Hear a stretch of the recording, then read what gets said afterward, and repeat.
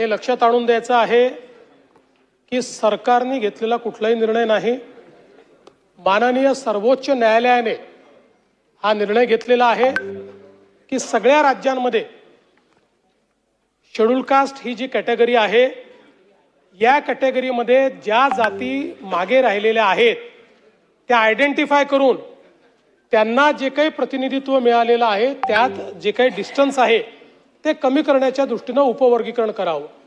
त्यामुळे पहिले आज आपल्याला सर्वांना सांगतो की राज्य सरकारने जे उपवर्गीकरणाचा घाट घातलेला आहे आणि जाती जातीमध्ये तेढ निर्माण करून जातीय दंगल कशी घडवता येईल, जातीमध्ये भांडणं कशी लागतील। आपल्याला माहिती की मराठा ओबीसी झालं, धनगर वंजारी झालं, हिंदू मुस्लिम झालं, आता महार वाद लावण्याचा प्रयत्न ह्या राज्य सरकारवर चालू आहे। या देशामध्ये राजकीय दंगली कसे घडतील, इथलं संतुलन कसं बिघडेल, इथली एकात्मता कशी बिघडेल किंवा गुन्हा गोविंदाने असणाऱ्या जाती एकमेकांच्या विरोधात कसे उभे राहतील, यासाठी एक यंत्रणा कामाला लागलेली आहे। आणि ती काय करते की या जाती जातीत ते निर्माण करते।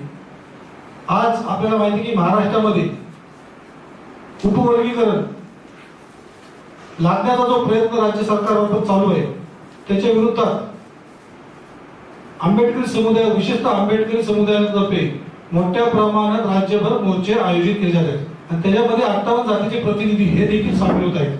अशा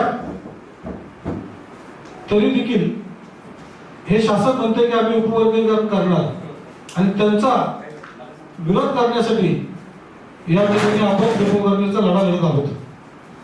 आणि या लढा आम्ही पुणे शहरातनं येत्या 8 ऑगस्ट रोजी मालदत्ता चौक, मंगळवार पेठ ते जिल्हाधिकारी कार्यालय या ठिकाणी भव्य असा महामोर्चा आयोजित करून शासनाला दखल घ्यावी लागेल असं या मोर्चाचं नियोजन ह्या पुणे शहरातल्या सर्व 58 जाती व सर्व म्हणजे आपल्यासोबत मुस्लिम समाज आहे, मेहतर समाज आहे, चर्मकार समाज आहे, त्याचप्रमाणे पूर्वाश्रमीचे महाराष्ट्राचे बौद्ध आणि या मोर्चाला डॉक्टर बाबासाहेब आंबेडकरांचे घराण्याचे वंशज नातू सरसेनानी आनंदजी आंबेडकर, भीमरावजी आंबेडकर हे मार्गदर्शन करणार आहेत। त्यांच्या नेतृत्वाखाली राज्यभर मोर्चे निघत आहेत। त्याच मोर्चाचा एक अध्याय या पुणे शहरात आम्ही येत्या 8 ऑगस्ट रोजी मोर्चाचं नियोजन केलेलं आहे। त्यास आपण सर्वांनी प्रसिद्धी द्यावी अशी मी आपणास विनंती करतो। या देशामध्ये महामानव डॉक्टर आंबेडकरांनी अथक परिश्रम करून या देशाला संविधान दिलं आणि संविधानामध्ये सर्व जाती धर्माच्या लोकांना समान न्याय हक्क मिळवून दिलेले आहे। त्यातलाच एक भाग म्हणजे अनुसूचित जाती या एकसंघ कसे राहतील आणि म्हणून आरक्षणाच्या माध्यमातून एकसंघ ठेवण्यासाठी अनुसूचित जातीचं आरक्षण संविधानामध्ये तरतूद केलेले आहे।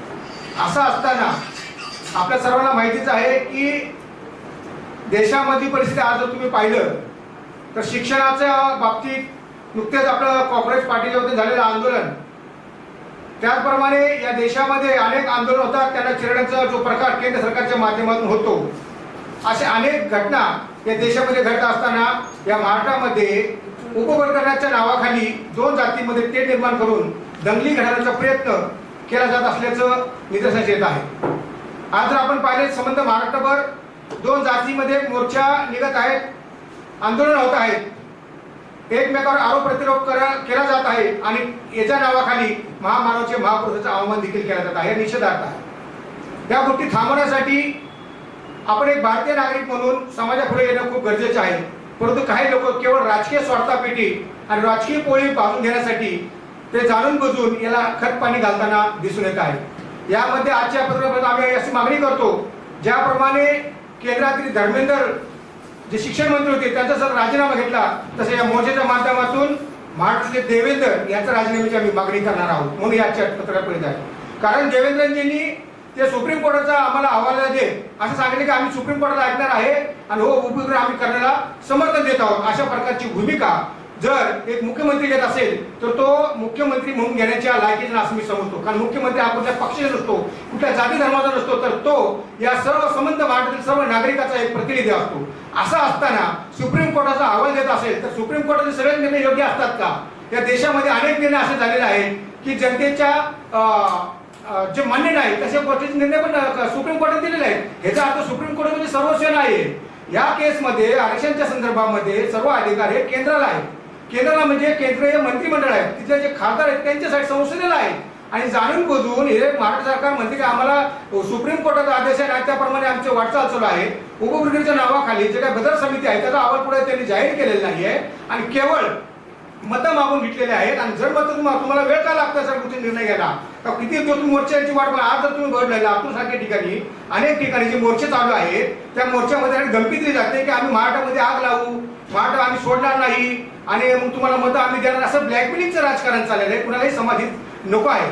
आणि त्या मतदारसंघामध्ये किंवा त्या मोर्चांमध्ये आमदार सारखे ज्याला संसदीय पद्धतीने निवडून दिले ते लोक एका जाती धर्माच्या विरोधात जर बोलत असतील हे निषेधार्ह आहे, कुठं थांबलं पाहिजे. आणि म्हणून पुणे जिल्हा शहर पिंपरी चिंचवडच्या माध्यमातून पुणे शहरामध्ये गाडीतल चौक जो पुणे शहरात आहे तिथून ते जिल्हाधिकारी कार्यालय असं या मोर्चाचे आयोजन केलेले आहे. या मोर्चामध्ये 68 जातीच्या सर्व प्रतिनिधीला आम्ही इथे सामील करून घेतलेले. त्याचप्रमाणे विविध पक्ष संघटना याच्यामध्ये सामील आहेत. त्याचप्रमाणे प्रामुख्याने जे राष्ट्रीय पक्ष म्हणून घेतला जो बीएसपी ते देखील याच्यामध्ये सामील. त्याची किरण लाल सचिव आहेत ते महाराष्ट्राचे, ते याच्यामध्ये सक्रिय सहभाग घेऊन प्रचार प्रसार करीत आहेत. त्याचप्रमाणे या ठिकाणी खरा गटाचे प्रत्येक आमच्या मुलाजी खरा गटाने देखील यामध्ये सक्रिय सहभाग घेतलेला आहे, ते देखील याच्यामध्ये सहभागी आहेत. त्याचप्रमाणे Republican party of India Gaikwad sir हे आमच्यामध्ये आहेत, यांच्या माध्यमातून प्रचार प्रसार जोरात सुरू आहे. असे अनेक लोक जे आहेत ते आमच्या संघटनेमध्ये या मोर्चामध्ये सहभागी आहेत. आणि हा मोर्चा साहजिकच लाखोच्या संख्येने निघणार आहे. आणि याच्यामध्ये कुठलाही प्रतिनिधी, कुठलाही लीडर, कुठलाही आमदार खासदार प्रतिनिधी दिले गेले नसल्याने याच्यामध्ये फक्त समाज आणि समाजाचं प्रतिनिधित्व करणार, समाजाचं लिडरशिप करणार अशा प्रकारचा हा मोर्चा आहे. आणि हा मोर्चा शांततेच्या मार्गाने, संविधानिक मार्गाने हा मोर्चा होणार आहे. आणि त्या मोर्चामध्ये डॉक्टर बाबासाहेब आंबेडकर यांचे नातू सरसेनानी आंध्रजी आंबेडकर हे नेतृत्व करणार आहेत. हे कुठल्या पक्षाला नेतृत्व करणार नाहीत, कारण ते समाजाचे एक पाईक आहेत, समाजाचे एक देणं आहे. बाबासाहेबांचे नातू म्हणून या मोर्चामध्ये आहेत. पण काही लोक पुणे शहरातील जिल्ह्यातले त्यांचे राजकीय कोळी म्हणून त्यांच्या बरोबर आहे, हात बांधणी त्यांच्या बरोबर आहे म्हणून या मोर्चामध्ये टाळाटाळ करतायत, स्वतःचं अस्तित्व दाखवण्याचा प्रयत्न करतात. त्यांना माहिती आहे की समाजाचा मोर्चा आल्यावर आमचं अस्तित्व दिसणार नाही, आमची परिस्थिती होणार नाही म्हणून ते काय टाळाटाळ करतायत. पण नागरिक समाज या सगळ्यांना डावलून या मोर्चामध्ये मोठ्या संख्येने सहभागी होणार असल्याचं आम्ही आतापर्यंत प्रचारातून प्रसार आम्हाला निदर्शनास आलेला. आणि म्हणून येणाऱ्या 8 तारखेला 8 ऑगस्टला या आपल्या प्रसिद्धी माध्यमातून आम्ही या तमाम पुणे शहरातील जिल्ह्यातील पिंपरी चिंचवडचे सर्व माझ्या अभिमान्यांना विनंती करतो, कुठलाही राजकारण, कुठलाही मनात किंतु परंतु न ठेवता हा समाजाचा मोर्चा आहे. आणि या समाजाच्या मोर्चामध्ये आपण सक्रिय सहभाग असे आवाहन करतो.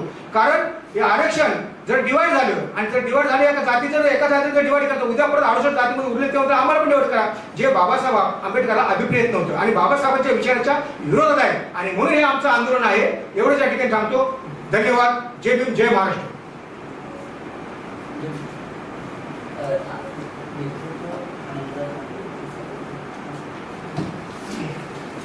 आजची या पत्रकार परिषदेचा महत्त्वाचा विषय म्हणजे 8 ऑगस्टला मालधक्का चौक पुणे जिल्हाधिकारी कार्यालयाच्या या भागामध्ये उपवर्गीकरण रद्द करा म्हणून खूप मोठा एक मोर्चा आयोजित करण्यात आलेला आहे. त्या मोर्चाला मार्गदर्शक म्हणून महामानव डॉक्टर बाबासाहेब आंबेडकरांचे नातू आदरणीय भीमरावजी आंबेडकर आणि आनंदराजजी आंबेडकर हे ह्या मोर्चेमध्ये मार्गदर्शक म्हणून राहणार आहेत. आणि त्या मोर्चेला पुणे जिल्हा, पिंपरी चिंचवड आणि पुणे शहर ह्या भागातले सर्व पक्ष संघटनातले सर्व जाती धर्मातली लोक त्या मोर्चेला मोठ्या प्रमाणात सहभागी होणार आहेत. 59 जाती त्या मोर्चामध्ये सहभागी होणार आहेत. आणि उपवर्गीकरण रद्द झालंच पाहिजे म्हणून ही भूमिका त्या मोर्चामध्ये असणार आहे. आजच्या पत्रकार परिषदेच्या माध्यमातून आम्ही तमाम आंबेडकरवादी, संविधानवादी ह्या सर्व लोकांना आवाहन करतो की ह्या मोर्चामध्ये आपण सहभागी व्हावं. सकाळी हा मोर्चा 11 वाजता मालधक्का चौक पुणे या ठिकाणी सुरू होणार आहे. आणि त्यामध्ये 59 जातीबरोबर मुस्लिम समाजसुद्धा मोठ्या प्रमाणात त्याच्यामध्ये सहभागी होणार आहे. इतर समाजसुद्धा त्याच्यामध्ये सहभागी होणार आहे. कारण उपवर्गीकरण रद्द करा आणि संविधान मजबूत करा ही भूमिका असणार आहे. आणि सरकारने ज्या पद्धतीने संविधान तोडण्याची भाषा सुरू केलेली आहे त्याला रोखण्यासाठी हा सर्व समाज एकत्र येऊन 8 ऑगस्टला खूप मोठा मोर्चा या पुणे शहरामध्ये आयोजित करण्यात येणार आहे. पत्रकार परिषदेच्या माध्यमातून मी आपल्याला या ठिकाणी सांगू इच्छितो की ह्या सर्व ह्याच्या पक्षामध्ये Republican party of India Sachin Kharat गट, मी फिरोज मुल्ला मुख्य संघटक म्हणून ह्या मोर्चामध्ये पूर्णपणे सहभागी असणार आहे. आणि मी मुस्लिम ह्या नात्याने माझा समाज सुद्धा ह्या मोर्चामध्ये सहभागी होऊन ह्या मोर्चाला पाठिंबा देणार आहे. या ठिकाणी सर्व पत्रकार बंधूंना विनंती आहे की हा जो मोर्चा आहे, आमचे मोर्चाचे संयोजक आहेत युवराज बनसोडेंनी सांगितलंय, हा मोर्चा मुख्यमंत्री देवेंद्र फडणवीसचा राजीनामा द्या याच्यासाठी असणार आहे.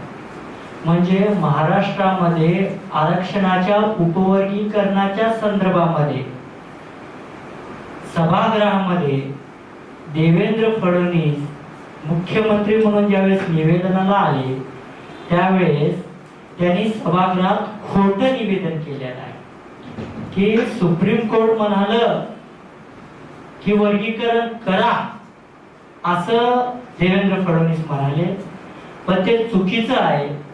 सुप्रीम कोर्ट म्हणालं वर्गीकरण कराच असं नाही, तुम्हाला शक्य असेल असा तो विषय आहे, राज्यावर बंधन नाही. म्हणून वर्गीकरण रद्द करण्यासाठी जो हा मोर्चा आहे याच्यामध्ये असंविधानिक भाषा देवेंद्र फडणवीस वापरत आहेत. त्यामुळं या मोर्चामध्ये आम्ही देवेंद्र फडणवीसच्या राजीनाम्याची मागणी करतोय. या मोर्चाचं जे मार्गदर्शक आहेत आमचे नेते आनंदराज आंबेडकर साहेब हे मोर्चाचं मार्गदर्शक म्हणून मोर्चामध्ये सहभागी होणार आहेत. त्याचबरोबर आंबेडकरी चळवळीतील सामाजिक, राजकीय, धार्मिक सर्वच पक्ष संघटना या मोर्चामध्ये सहभागी असणार आहेत. त्याचबरोबर मोर्चाचं ठिकाण आहे जुना बाजार, मंगळवार पेठ, गाडीतळ म्हणतात त्या एरियाला, गाडीतळ. तिथून डॉक्टर बाबासाहेब आंबेडकर पुतळा, कलेक्टर ऑफिस असा मोर्चाचा प्रवास आहे. आणि त्याचबरोबर डॉक्टर कलेक्टर ऑफिस समोर या मोर्चाचं सभेमध्ये रूपांतर होईल असा सगळा प्रवास आहे. आपल्याला पत्रकारांना काही प्रश्न असतील तर आपण विचारावं अशी विनंती करतो. यानंतर आमचे अण्णा बोलते.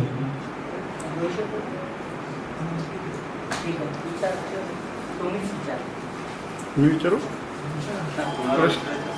प्रश्न असा आहे की 1 जानेवारीला 1 ऑगस्टला अण्णाभाऊ साठे यांची जयंती आहे आणि त्या जयंतीच्या निमित्ताने जर का महाराष्ट्र सरकारने मुख्यमंत्री, उपमुख्यमंत्री यांच्यापैकी कोणी जर का आरक्षण उपवर्गीकरणाचं इम्प्लिमेंटेशन करायचं आहे असं जाहीर केलं आणि ते इम्प्लिमेंटेशन सुरुवात केली तर त्यामध्ये तुमची काय भूमिका? त्यामध्ये आमची स्पष्ट भूमिका आहे की देवेंद्रचा आम्ही जे मुख्यमंत्र्यांचा आमचे राजीनामे मागू. कारण हे 2 समाजामध्ये ते निर्माण करायचा प्रयत्न होणार आहे ज्याच्यामुळे शांतता सुव्यवस्थेचा प्रश्न निर्माण होऊ शकतो. आणि हे जर टाळायचं असेल तर हे देवेंद्र फडणवीसला आम्ही पत्रकाच्या माध्यमातून सांगतो की त्यांनी असं कुठलाही निर्णय घेऊ नये काय गडबडी. कारण जनतेच्या हितासाठी लोकहिताचा निर्णय घेणं अपेक्षित असतं. तर एखाद्या समूहाचं जर ते केवळ तुमच्या हिंदुत्ववादी, मनुवादी विचाराच्या सर्वेचे जे पाठराखी जर तुम्ही करत असाल तर हे संविधान धरून नाही. कारण हे मनुवादी, संविधानवादी सरकार आहे असं आमचं स्पष्ट मत आहे. आणि जे त्यांचे तुम्ही निर्णय घ्या ते तुमच्या बरोबर आहे, त्यांचे ते मंत्री आहेत, त्यांचे आमदार तुमच्या बरोबर आहेत. आणि म्हणून त्यांची मनधरणी करण्यासाठी मताचं राजकारण करणार असेल तर येणाऱ्या काळामध्ये शांत सुव्यवस्था बिघडल्याशिवाय राहणार असं आमचं ठाम मत आहे.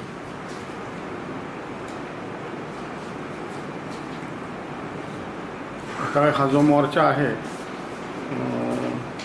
किती लोक येतील असं तुम्हाला वाटतं मोर्चाला? आणि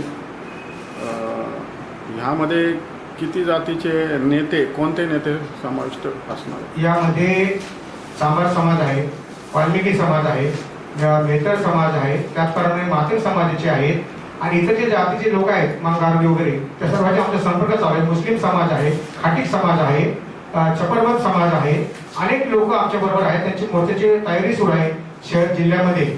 आणि सांगायचं तात्पर्य आमच्या आढावा जो आम्ही घेतला 4 बैठका या संदर्भात पुण्यामध्ये झालेल्या आहेत. त्या आढाव्यामध्ये असं त्याचा तनमन झालेले लोक सहभागी होणार आहेत. तर अंदाजे 5 लाखाचा आम्ही आकडा ठेवलेला आहे. अंदाजे जे जनसंख्येच्या आधार 5 लाखाचा आम्ही अंदाज ठेवलेला आहे. शक्यता आमची अशी आहे की त्या 5 लाखामध्ये लोक येणं अपेक्षित आहे. त्याचप्रमाणे पोलिसांची आमची जे चर्चा झाली त्यातून बी काय आकडे समोर आलेले आहेत. हा चांगल्या प्रकारे मोर्चा होईल अशी अपेक्षा आहे. हा जो ह्याच्या मोर्चामध्ये आत्तामध्ये तुम्ही बघितलं ठाण्याला जो प्रकार घडला आहे, आता सगळं हाणामारीवर आलेलं आहे. म्हणजे एखाद्या नेत्याला कार्यकर्त्याला पकडून म्हणजे त्याला गाठून हाणायचं असे प्रकार सुरू झालेले आहेत. तर त्याबद्दल तुमच्या समितीकडून काय धोरण आखलं आहे, काय उपाय असेल? आमचं धोरण एकच आहे. भारतीय संविधानाने सर्वांना बोलण्याचा अधिकार दिलेला आहे, सर्वांना आपले मत मांडण्याचा अधिकार दिलेला आहे. मतमतांतर होतात, वादविवाद होतात, हा काही नवीन प्रकार नाही आणि होतात, भविष्यात होतात. कुणाला विचार पडतात, कुणाला विचार पडत नाही. आणि काही लोकांना नेत्याचे गुलामी करायला पण नेत्याचे उडत असतात. तर हे विषय राजकीय अनुसून नसतात, काही सामाजिक घटक असतात, जे समाज विकृती असतात, प्रत्येक समाजामध्ये असतात. त्याचाच हा एक प्रकार आहे आणि वादवाद होऊ नये यासाठी आम्ही प्रयत्नशील राहणार आहोत. कारण कुणीही कुणावर हात उचलायचा कुणाला अधिकार नाही.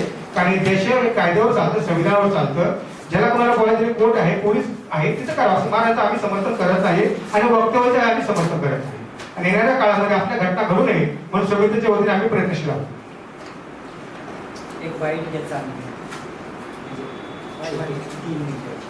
जे आता 144 कलम लावलेला आहे, जमावबंदीचा कलम, त्या दृष्टिकोनातून ह्या मोर्चावर काय परिणाम होईल?